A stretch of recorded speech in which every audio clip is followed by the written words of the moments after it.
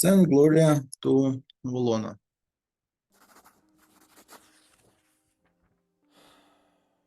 You take a conciliatory tone. You note that tempers are running too high. Your siblings would benefit from spending some time apart. They need to cool off and try to settle their differences. From what you hear, the town of Volona, in the southern part of the province, has an excellent result with healing springs. What if Gloria took a vacation there for a month to improve her health and have some rest by the sea?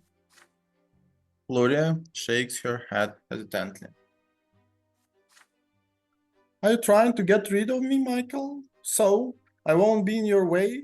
What am I supposed to do at some twins' forsaken spa? He patiently explained to Gloria that she'll be able to enjoy some reading, find inspiration contemplating the waves, and ponder on her future. And then, when she comes back, she and Stefan will calmly discuss the issues. Finally, Gloria gives in. A trip to Valona will be costly. I'd like to know who will pay for it. Speaking first and foremost to your father, you argue that peace in the family is worth any expense. The two of you should indeed spend some time away from each other. Let it be as you suggested, Michael. Gloria, start packing. Stefan, please send a note to Valona and hire a carriage for your sister. Gloria reluctantly heads off to the coast.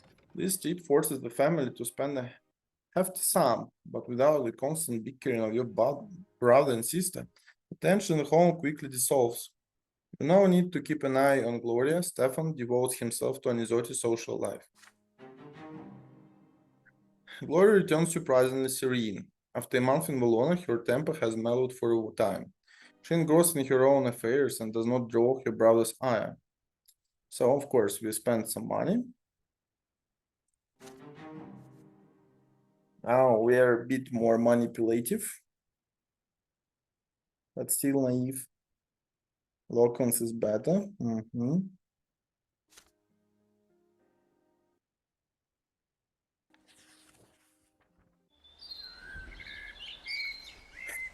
It is the morning of the very sultry day, and you are back at the office.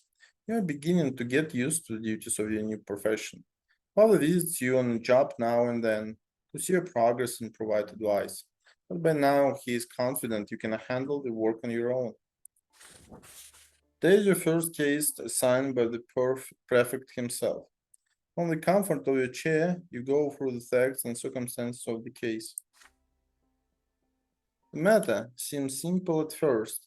Seeking some desperately needed financial gain, a noble from the less than wealthy El Avila family rented out a sizable portion of his estate to a well-off commoner by the name of Basil John.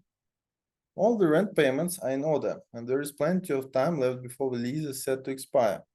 But the commoner built a large dye works on the estate, and then El Avila suddenly filed a case with the prefecture to evict him. The rental agreement specifically states that the commoner John has the right to construct any building on the land. The noble landowner, however, thinks he has the final say on any construction since the land belongs to him.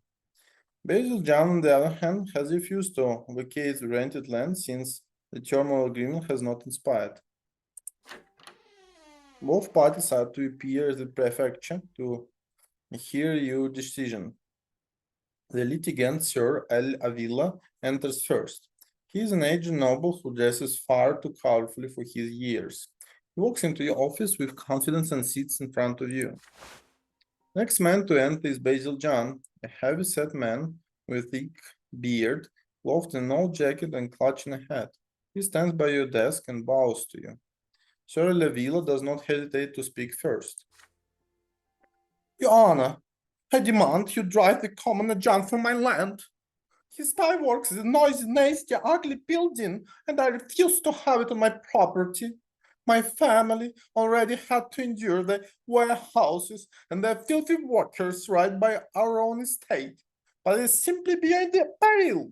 Either the court says the dye works must be demolished, or I, Gustav Alavilla, will do it myself. You ask Sir Lavilla to compose himself and tell the commoner to give his statement. Basil John gives his account, speaking in a deep, gruff bass. Your Honor, it cost me all my money to build the dyeworks. The contract says it clear.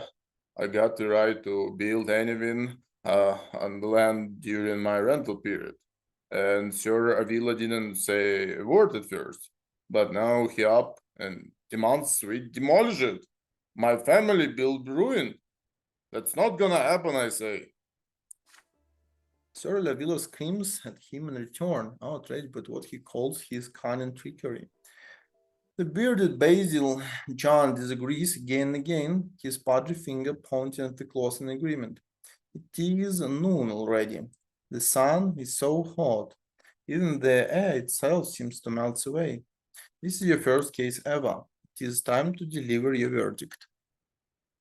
So we can protect John's rights, and you confirm that Basil John had the right to construct the dye works on rented land.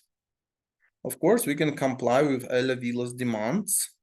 You terminate the rental agreement between the noble Ella Villa and the commoner John.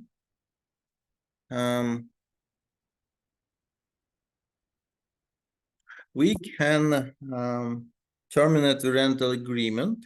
You propose a law that would grant noble landowners the right to terminate their rental agreement in court at any time. And we can't ask John for a bribe. Yep.